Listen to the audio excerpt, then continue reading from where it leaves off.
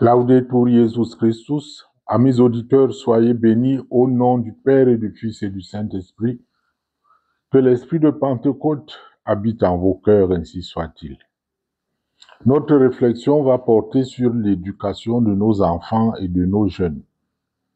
En temps de crise, disons-le ainsi, nous n'en pouvons plus.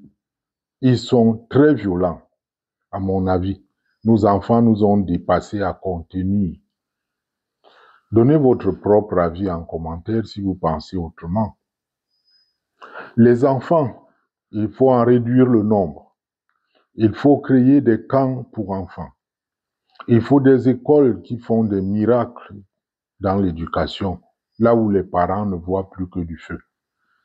Il faut créer dans nos cités des espaces No Kids.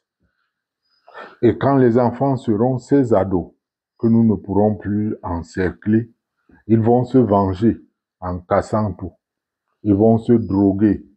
Ils vont tout piller à défaut de se suicider. Nous allons augmenter les prisons pour enfants au désarroi de la société parce que, somme toute, les enfants sont le vrai trésor des nations.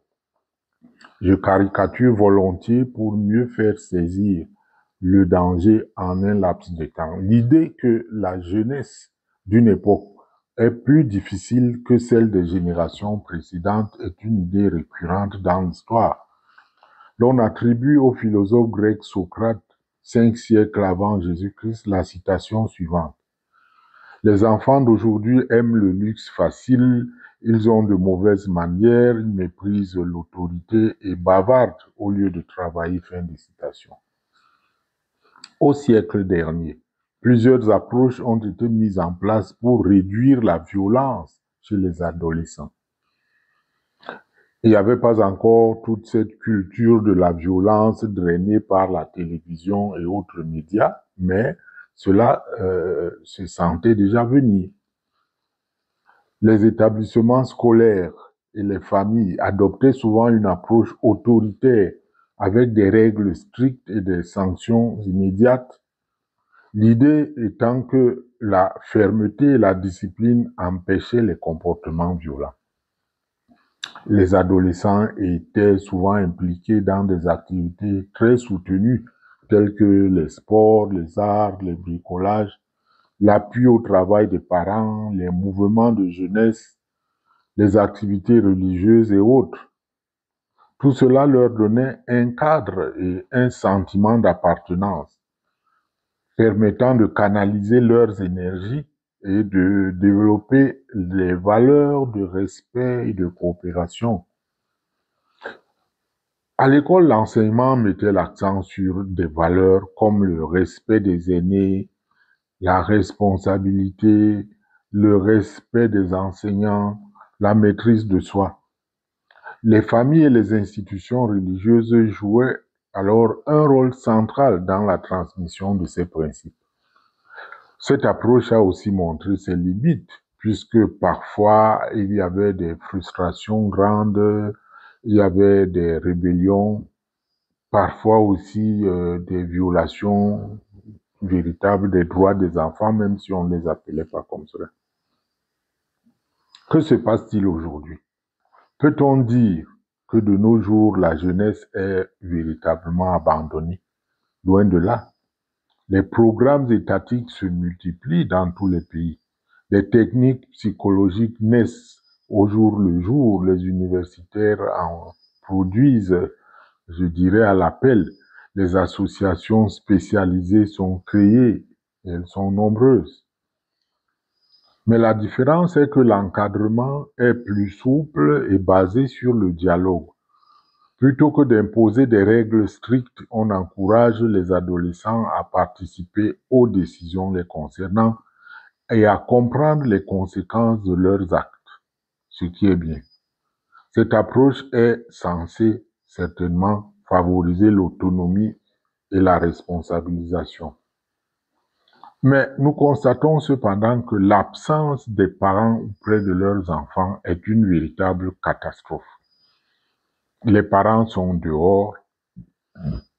Les parents sont dehors, je disais, ils cherchent du travail, ils travaillent, ils cherchent des revenus, ils veulent augmenter leurs revenus et finalement les enfants sont abandonnés là maintenant à d'autres professionnels qui sont censés être des éducateurs prioritaires.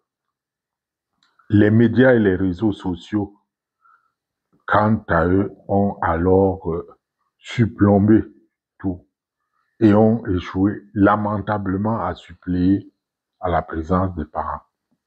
L'éducation mondialiste et les idéologies permissives vouées à l'échec ont montré effectivement à quoi nous devons nous attendre. Et l'intelligence artificielle va en rajouter à l'autonomisation précoce des enfants et va assurer la guidance de nos adolescents. Peut-être devrait-on avoir le courage de revisiter certaines méthodes du passé qui ont montré leur efficacité, notamment l'encadrement structuré et les activités communautaires. Aujourd'hui, on mise davantage sur la compréhension psychologique et l'adaptation aux réalités modernes. Rappelons-nous aussi que Platon, dans son chef-d'œuvre La République, insistait sur la nécessité d'une éducation rigoureuse pour former des citoyens vertueux. On disait alors que c'était pour former des guerriers, mais nous nous rendons compte que, comme disent les artistes, la vie est un combat. Et donc, les citoyens qui doivent affronter la vie et vaincre les épreuves de la vie et doivent cultiver des attitudes de combattants. Mais c'est exactement ce que notre époque a choisi de ne pas faire. Nos enfants sont des rois et voilà que ces rois nous écrasent désormais par leur dictature. Je ne vais pas vous assommer de versets bibliques. Vous savez déjà que notre chaîne vise à promouvoir les valeurs chrétiennes. Mais l'enseignement biblique que nous rejetons et dont nous sevrons nos enfants est une véritable école pour l'éducation humaine intégrale. Je ne vous invite pas à violer les lois de vos pays respectifs, mais je vais quand même vous lire quelques versets au passage. Proverbe 22, 6 est le verset que tout le monde connaît et que l'on trouve sujet à controverse. Il dit « Instruis l'enfant selon la voie qu'il doit suivre, et quand il sera vieux, il ne s'en détournera pas. » Puis Proverbe 29, encore controversé aussi, hein. La verge et la correction donnent la sagesse, mais l'enfant livré à lui-même fait honte à sa mère. Il faut tenter un peu de démontrer le contraire. Lévitique 19, 29. Tu ne profaneras point ta fille en la livrant à la prostitution, de peur que le pays ne se prostitue et ne se remplisse de crimes. Comprenez ici la prostitution, tout ce qui est pervers.